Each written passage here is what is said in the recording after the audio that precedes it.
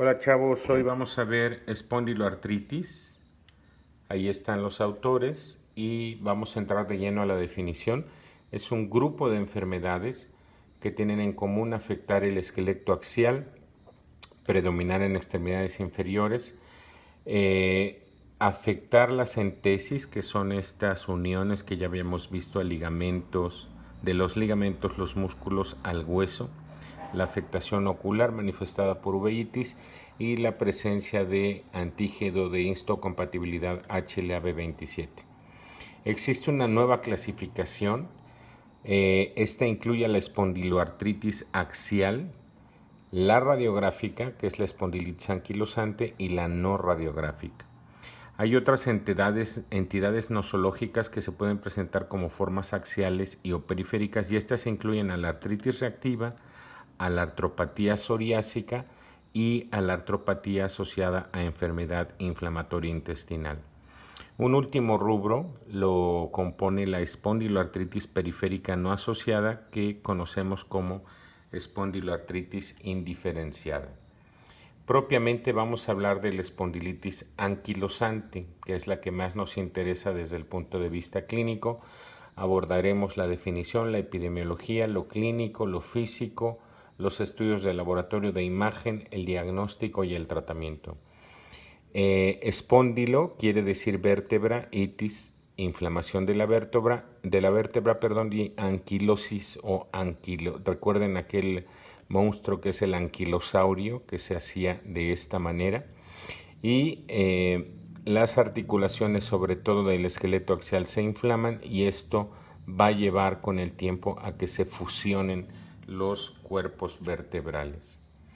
Es una enfermedad inflamatoria de causa desconocida, afecta principalmente al esqueleto axial, pero también en el 25 al 30% de los pacientes puede ser periférico. Hay daño extraarticular, ya lo veremos más adelante, e inicia en la segunda o en la tercera década de la vida con un predominio de hombres, 2 hombres por cada mujer. Y esta es la forma en la que se va haciendo la columna, la famosa anquilosis o encorvamiento. En México, la epidemiología es aproximadamente entre los 15 y los 40 años.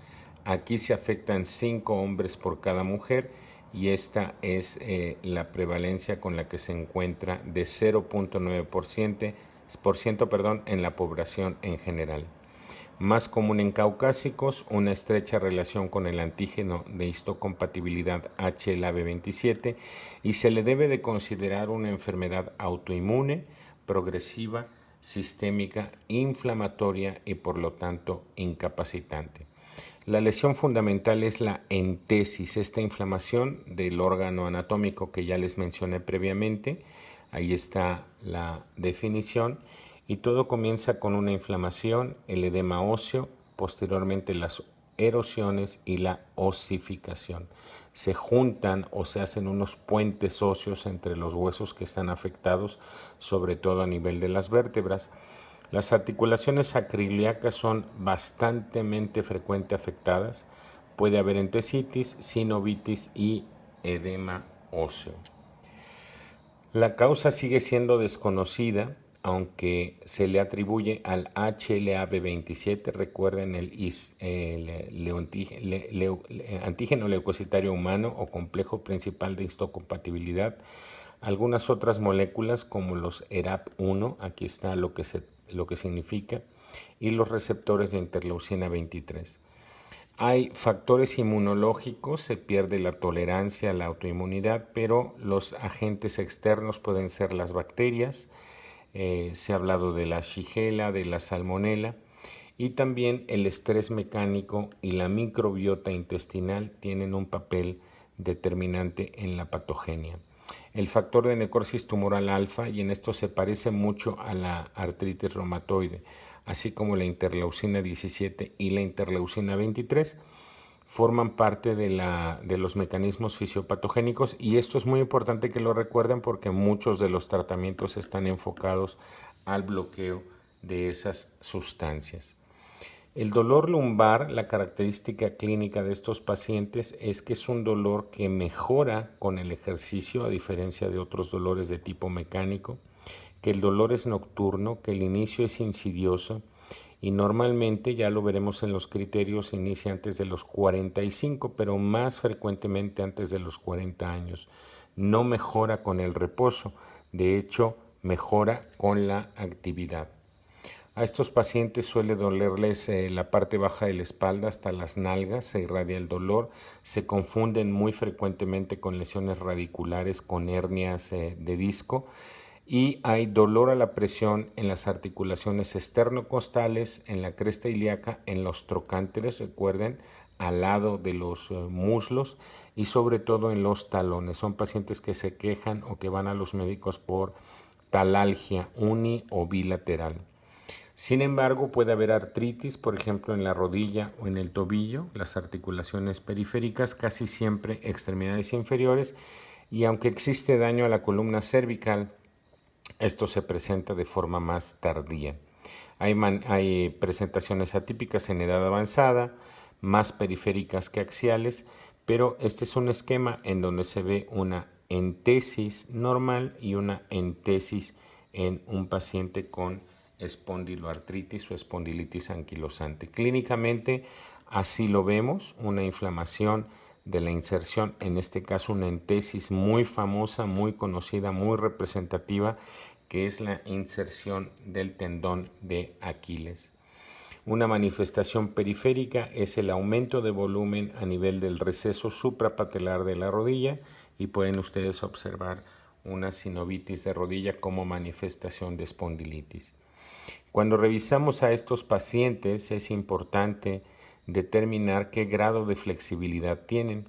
Esta es una prueba muy famosa en el contexto de la espondilitis, se llama prueba de Schober.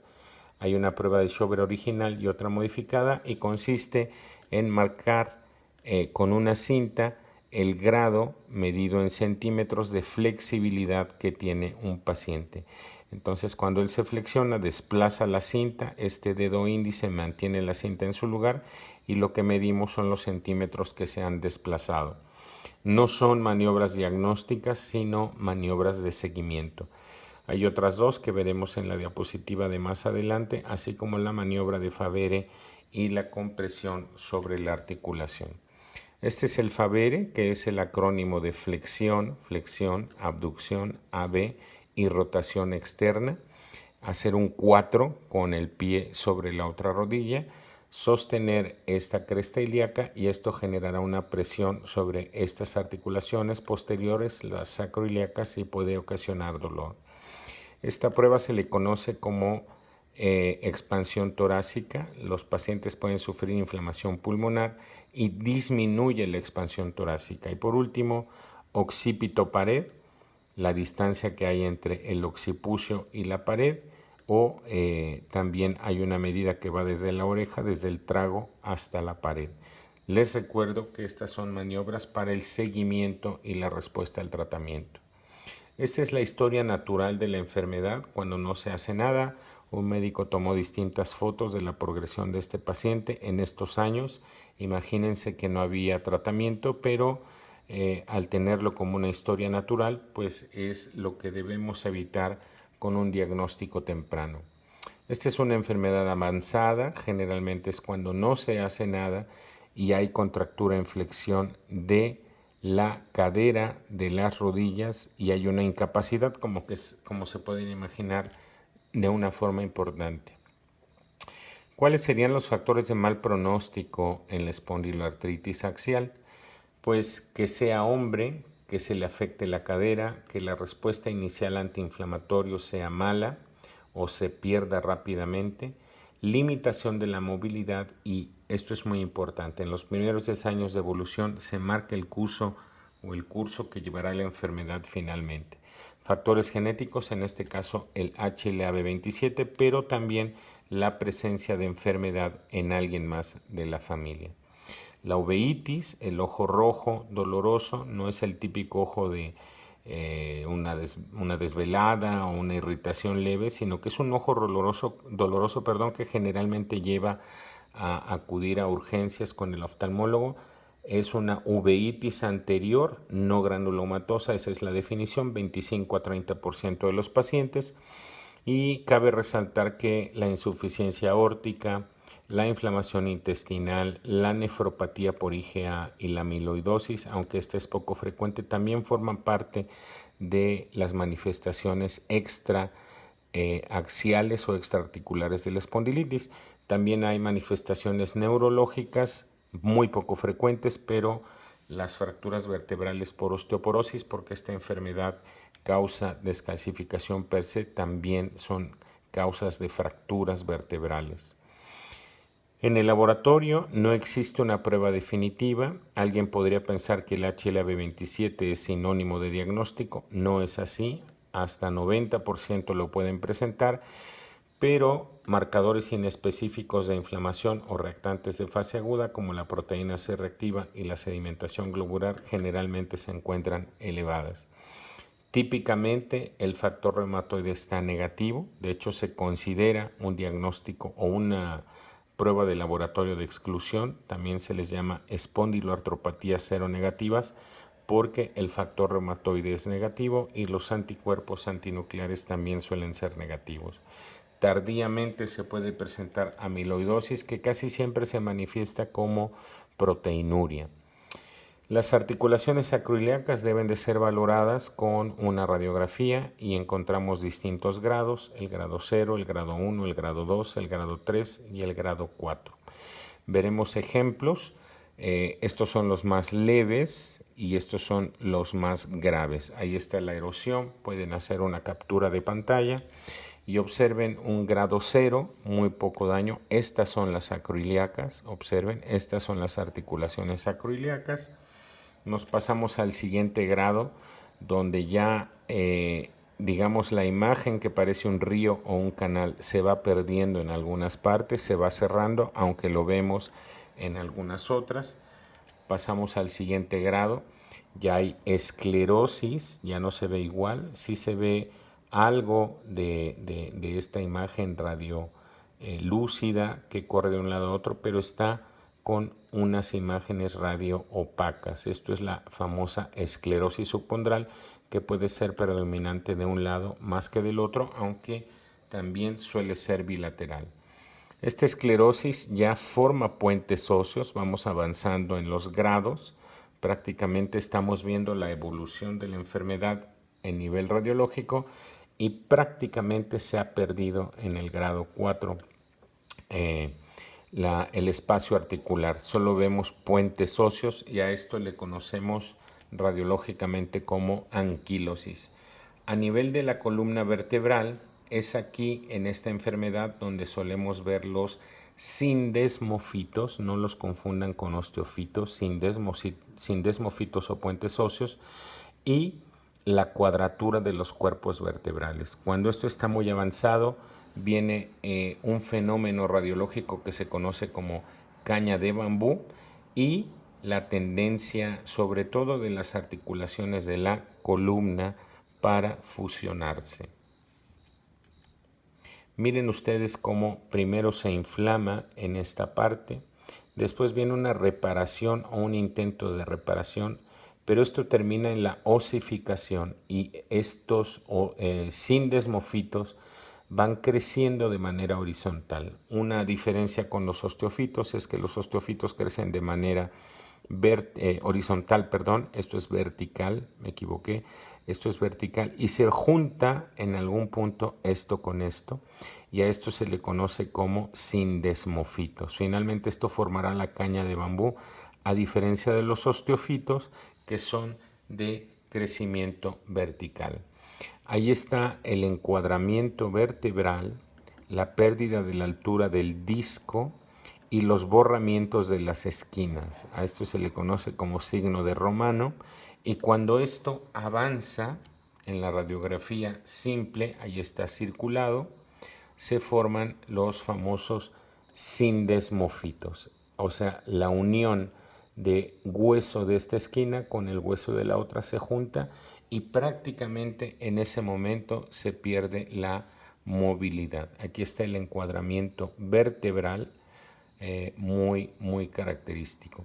Esta es la caña de bambú. Fíjense en este sindesmofito, crecimiento vertical distinto al de los osteofitos, y la famosa caña de bambú, donde ya prácticamente esto está unido mediante puentes óseos, y esto, como se podrán imaginar, hace que la movilidad sea muy limitada en estos pacientes. Se osifican también las partes posteriores, las apófisis, y aquí hay un ejemplo comparativo de los osteofitos. Miren, el osteofito con crecimiento horizontal, el sindesmofito con crecimiento vertical y confusión, y otra enfermedad que se asocia un poquito más a problemas metabólicos y de artrosis, que se llama hiperostosis vertebral. Aquí hay crecimientos como intermedios entre lo vertical y lo horizontal, pero esto corresponde a la hiperostosis vertebral, que nada tiene que ver con la espondilitis anquilosante. Aquí hay una gammagrafía con tecnecio, donde se puede ver el aumento en la captación del radiofármaco a nivel de las sacroiliacas. Hay un índice que se llama índice sacroiliaco, pero la tomografía computarizada también nos puede dar imágenes muy certeras, muy claras de la sacroiliitis y sobre todo de las erosiones o de la destrucción ósea.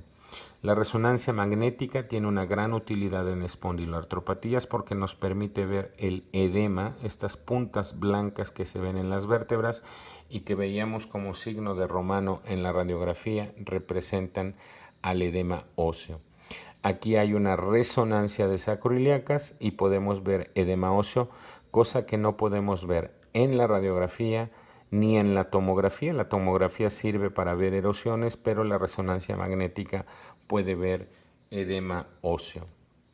Aquí está otra representación de una resonancia magnética. Los puntos blancos corresponden a edema óseo, y en el seguimiento de estos pacientes se puede ver cómo se pierden las curvaturas normales o fisiológicas, las lordosis fisiológicas, y se va haciendo una columna sumamente dura, sumamente rígida, con poca flexibilidad.